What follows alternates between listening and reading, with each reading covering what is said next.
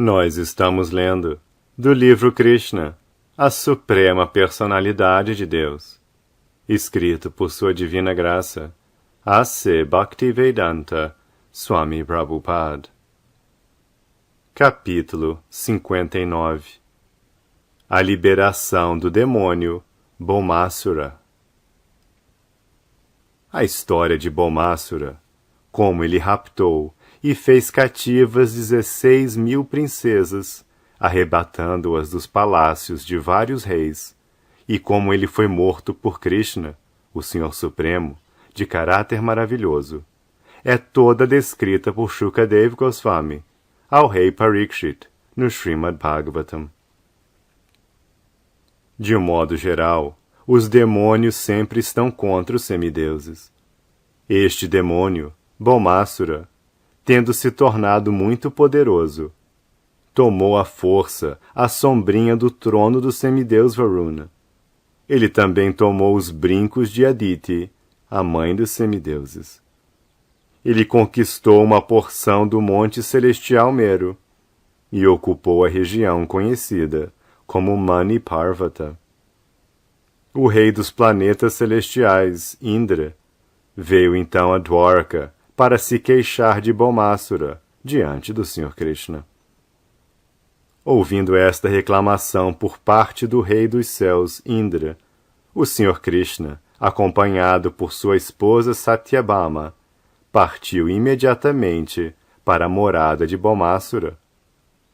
Os dois montaram na parte traseira de Garuda, que os transportou para Pragjyotishapura, a cidade capital de Bhaumasura. Entrar na cidade de Pragjyotishapura não era uma tarefa muito fácil, porque ela era muito bem fortificada. Em primeiro lugar, havia 4 fortalezas guardando as 4 direções da cidade, a qual era bem protegida em todos os lados por uma formidável força militar. O próximo obstáculo era um canal de água ao redor da cidade, e além disso, a cidade inteira fora cercada por fios eletrificados. A fortificação seguinte era de anila, uma substância gasosa.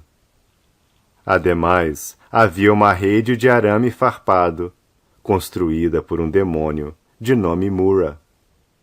A cidade parecia bem protegida, até mesmo em termos dos avanços científicos de hoje. Quando Krishna chegou, ele destroçou todas as fortalezas com golpes de sua massa e dispersou a força militar para todos os lados, com o ataque constante de suas flechas. Com sua célebre Sudarshana Chakra, ele destruiu a cerca eletrificada, desativou o canal de água e a barreira gasosa, e cortou em pedaços a cadeia eletrificada, fabricada pelo demônio Mura. Pela vibração de seu búzio, ele quebrou os corações dos grandes lutadores, bem como as máquinas de guerra que estavam por lá. De igual modo, ele quebrou as paredes ao redor da cidade, com sua massa invencível. A vibração do búzio do Sr. Krishna soou como um trovão na hora da dissolução da manifestação cósmica inteira. O demônio Mura ouviu a vibração do búzio, despertou do seu sono e saiu para ver o que tinha acontecido. Ele tinha 5 cabeças e estivera vivendo por muito tempo dentro d'água. O demônio Mura era tão brilhante quanto o sol na hora da dissolução do cosmo, e seu temperamento era como o fogo ardente. A refulgência do seu corpo era tão deslumbrante que era difícil vê-lo com os olhos abertos. Quando saiu, ele primeiro tirou seu tridente e arremeteu-se contra a suprema personalidade de Deus. O demônio Mura, em seu ataque, era como uma grande serpente atacando Garuda. Seu humor feroz era muito severo, e ele parecia pronto para devorar os 3 mundos. Em primeiro lugar, ele atacou o transportador de Krishna, Garuda, girando e depois arremessando seu tridente, e pelas suas 5 bocas vibrou sons semelhantes ao rugido de um leão. Estas vibrações se espalharam por toda a atmosfera, até que alcançaram o mundo inteiro e o espaço exterior, em cima e embaixo, e nas 10 direções, estrondeando por todo o universo. O Sr. Krishna viu que o tridente do demônio Mura dirigia-se rapidamente para Garuda, que o transportava. Imediatamente, por um truque da sua mão, ele pegou 2 flechas e as atirou contra o tridente, cortando-o em pedaços. Simultaneamente, usando muitas flechas, ele perfurou as bocas do demônio Mura. Quando o demônio Mura se viu frustrado em seus planos pela suprema personalidade de Deus, ele começou a golpear o Senhor com grande ira com sua massa. Mas o Sr. Krishna, com sua própria massa, quebrou a massa de Mura em pedaços, antes que ela pudesse alcançá-lo. O demônio, desprovido de sua arma, decidiu atacar Krishna com seus braços fortes. No entanto, Krishna, com a ajuda de sua Sudarshana Chakra, imediatamente separou as 5 cabeças do corpo do demônio, que caiu na água, da mesma maneira que o pico de uma montanha cai no oceano, depois de ser atingido pelo raio de Indra. Este demônio Mura tinha 7 filhos, chamados Tamra, Antariksha, Shravana, Vibhavasu, Vasu, Nabashvan e Aruna. Todos eles ficaram envaidecidos e vingativos por causa da morte do seu pai, e para retaliar, eles se prepararam, muito iracundamente, para lutar com Krishna. Eles se equiparam com as armas necessárias e colocaram Pita, um outro demônio, para agir como comandante no campo de batalha. Pela ordem de Bhaumasura, todos eles conjuntamente atacaram Krishna. Quando se defrontaram com o Sr. Krishna, eles começaram a alvejá-lo com diversos tipos de armas, como espadas, maças, lanças, flechas e tridentes. Contudo, eles não sabiam que a força da suprema personalidade de Deus é ilimitada e invencível. Krishna, com suas flechas, cortou todas as armas dos homens de Bhaumasura em pedaços, como grãos. Em seguida, Krishna tirou suas armas, e o comandante em chefe de Bhaumasura, Pita, junto com seus assistentes, caíram no chão, suas roupas militares despedaçadas, e suas cabeças, pernas, braços e coxas cortadas. Todos eles foram enviados ao superintendente da morte, Yamaraj. Bhaumasura, o qual era conhecido como Narakasura, era o filho da terra personificada. Quando ele viu que todos os seus soldados, comandantes e guerreiros tinham sido mortos no campo de batalha pelos golpes das armas da personalidade de Deus, ele ficou sumamente bravo com o Senhor. Então, ele saiu da cidade com um grande número de elefantes, que haviam todos nascidos e sido criados na região litorânea. Todos eles estavam altamente enlouquecidos. Quando saíram, eles viram que o Sr. Krishna e sua esposa estavam belamente situados no espaço exterior, exatamente como uma nuvem enegrecida sobre o sol, reluzindo com a luz da eletricidade. O demônio Bhaumasura, de imediato, lançou uma arma chamada Shatagni, pela qual ele poderia matar centenas de guerreiros com um golpe, e todos seus assistentes simultaneamente lançaram suas respectivas armas contra a suprema personalidade de Deus. O Sr. Krishna enfrentou todas estas armas lançando suas flechas emplumadas. O resultado desta luta foi que todos os soldados e comandantes de Bhaumasura caíram ao solo, seus braços, pernas e cabeças separados dos troncos, e todos os seus cavalos e elefantes também caíram com eles. Desse modo, todas as armas lançadas por Balmasura foram cortadas em pedaços pelas flechas do Senhor. O Senhor estava lutando na garupa de Garuda, o qual estava ajudando o Senhor, golpeando os cavalos e elefantes com suas asas e arranhando as cabeças deles com suas unhas e bico afiado. Os elefantes, sentindo muita dor pelo ataque de Garuda contra eles, se dispersaram todos do campo de batalha. Balmasura permaneceu sozinho no campo de batalha e se ocupou em lutar com Krishna.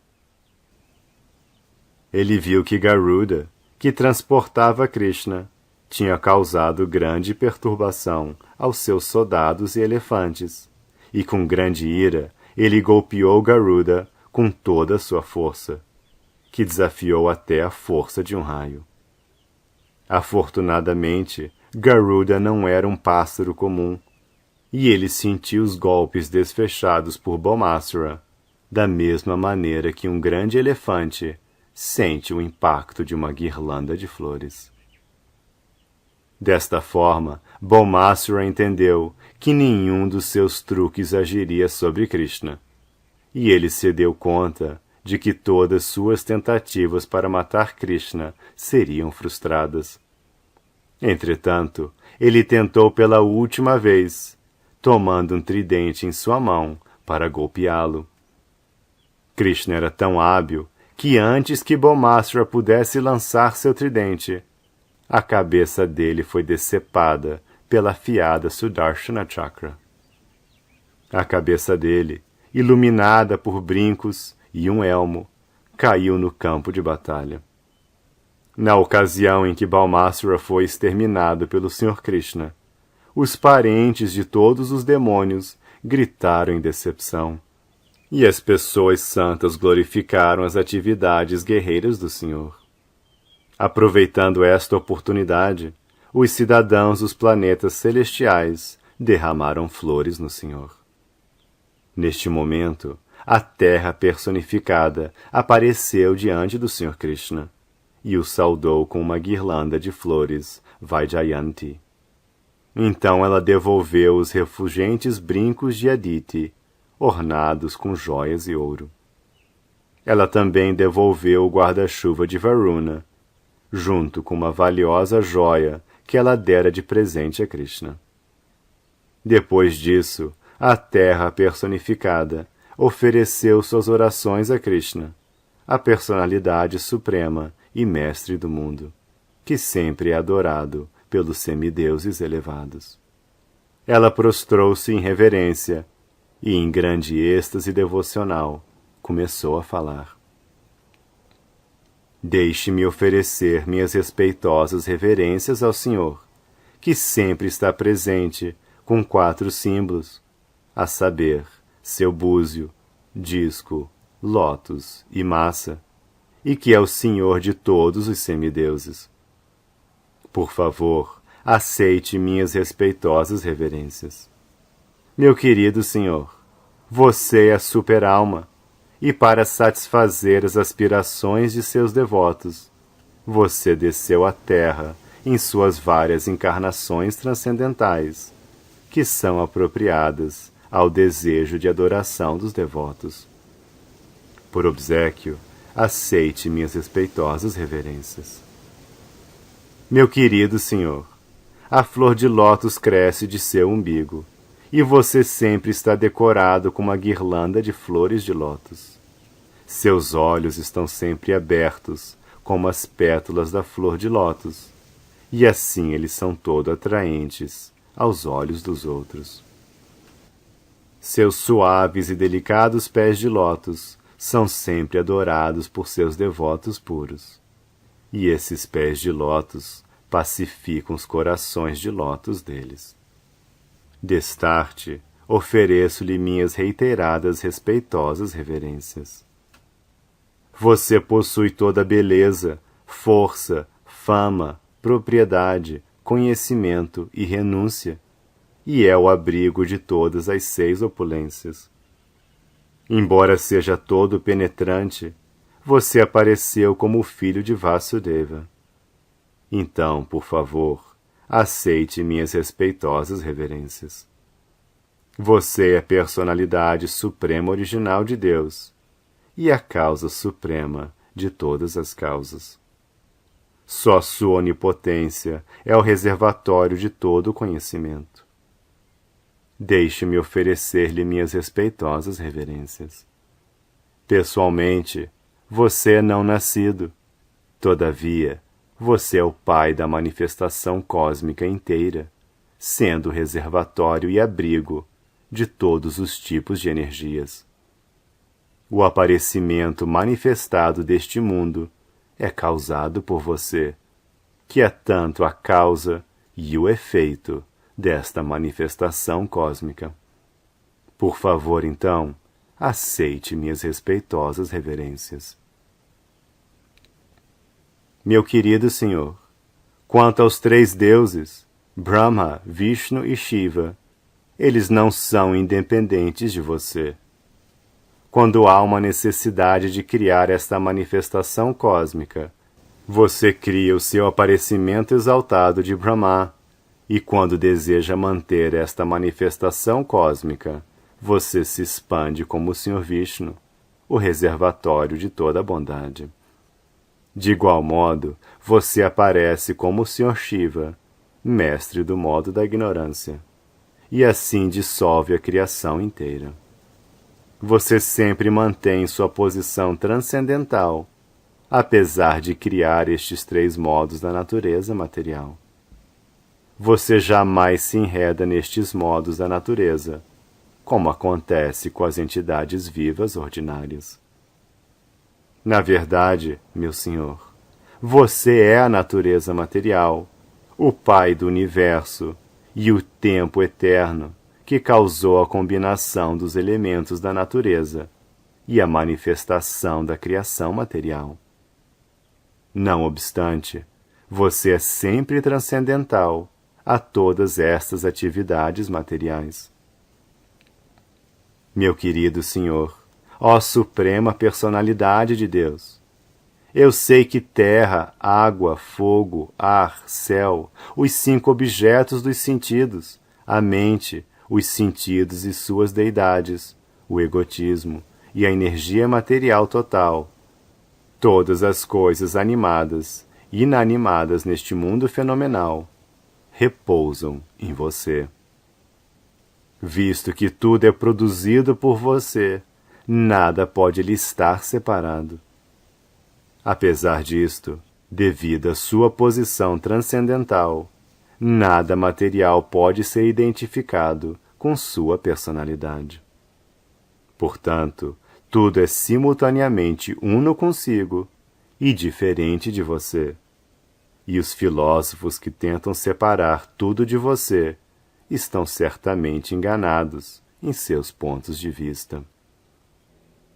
Meu querido senhor, deixe-me informar-lhe que este garoto, cujo nome é Bhagadatta, é o filho de meu filho, Bomasura.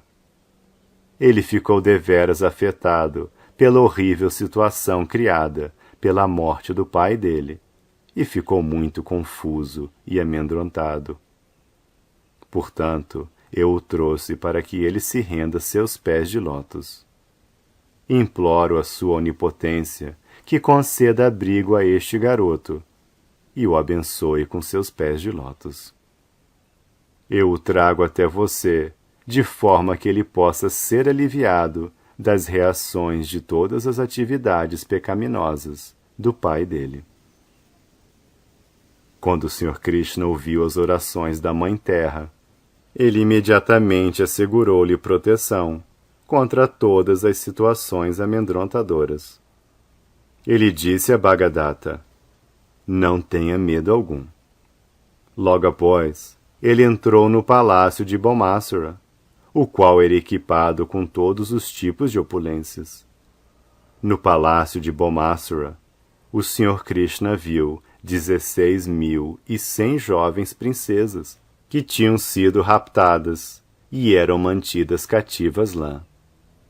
Quando as princesas viram a suprema personalidade de Deus, Krishna, entrar no palácio, elas ficaram imediatamente atraídas pela beleza do Senhor e oraram pela sua misericórdia sem causa. Dentro das suas mentes, elas decidiram aceitar o Senhor Krishna como seu marido sem vacilação. Cada uma delas orou a providência para que Krishna pudesse se tornar seu marido. Sincera e seriamente, elas ofereceram seus corações aos pés de lótus de Krishna, com uma atitude de pura devoção. Como a super-alma no coração de todo mundo, Krishna pôde entender seu desejo impoluto, e ele concordou em as aceitar como suas esposas. Assim, ele arranjou roupas e ornamentos adequados para elas, e cada uma delas, sentada em seu palanquim, foi encaminhada para a cidade de Dwaraka. Krishna também coletou a riqueza ilimitada do palácio, um tesouro de carruagens, cavalos, joias e assim por diante. Ele levou do palácio 50 elefantes brancos, cada um com 4 presas de marfim, e todos eles foram despachados para Dwaraka. Depois deste incidente, o Sr. Krishna e Satyabhama entraram em Amaravati, a cidade capital dos planetas celestiais, e eles imediatamente entraram no palácio do rei Indra e sua esposa Sati Devi, que lhes deu boas-vindas.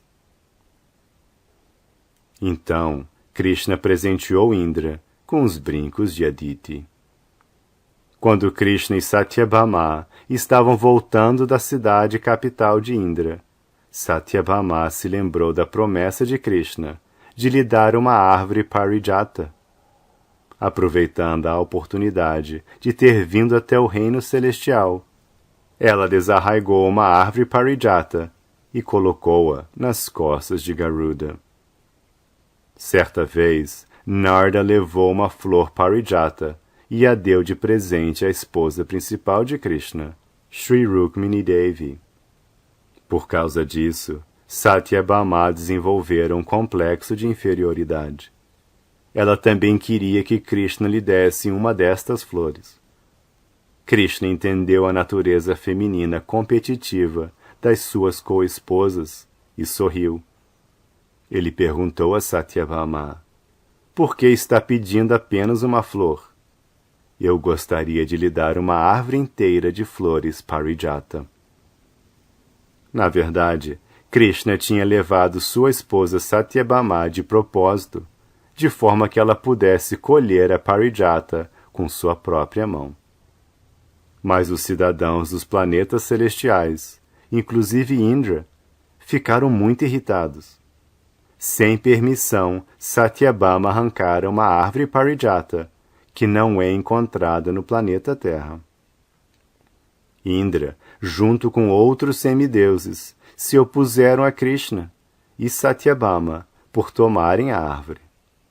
No entanto, para agradar sua esposa favorita Satyabhama, Krishna foi determinado e inflexível, e assim houve um combate entre os semideuses e Krishna.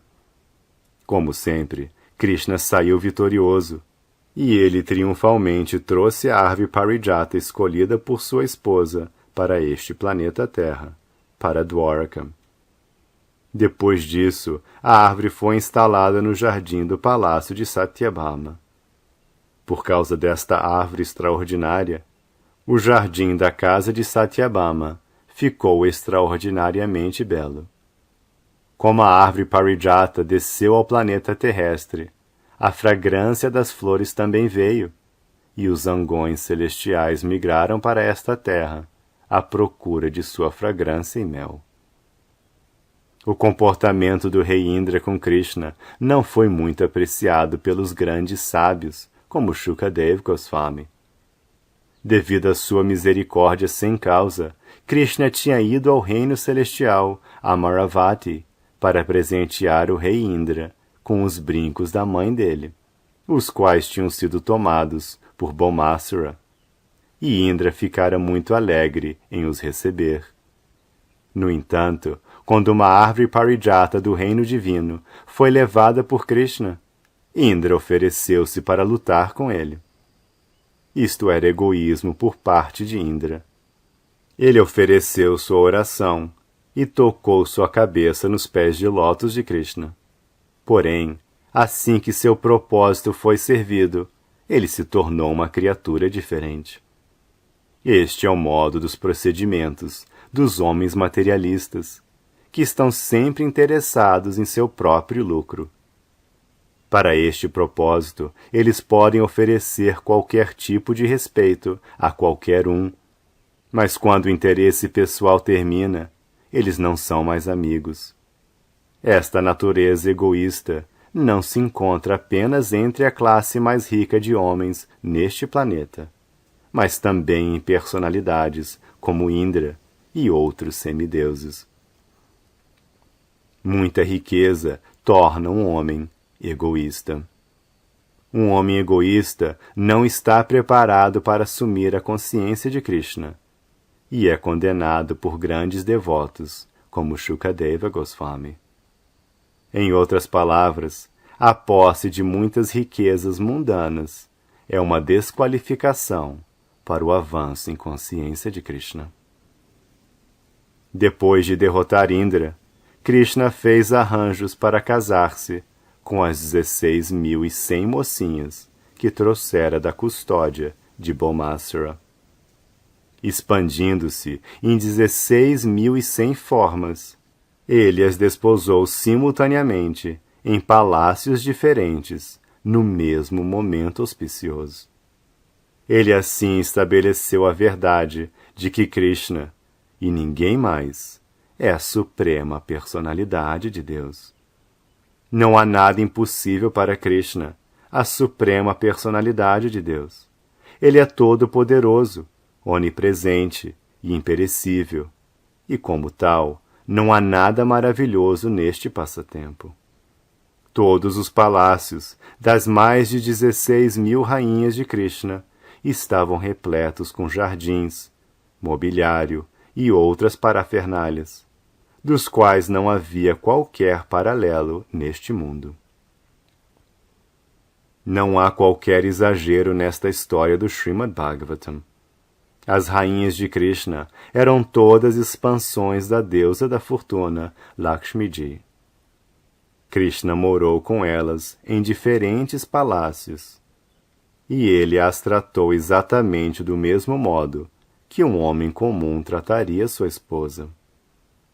Sempre deveríamos nos lembrar que a suprema personalidade de Deus, Krishna, estava agindo exatamente como um ser humano, embora ele tivesse mostrado suas extraordinárias opulências, casando-se com mais de 16.000 esposas simultaneamente, em mais de 16.000 palácios.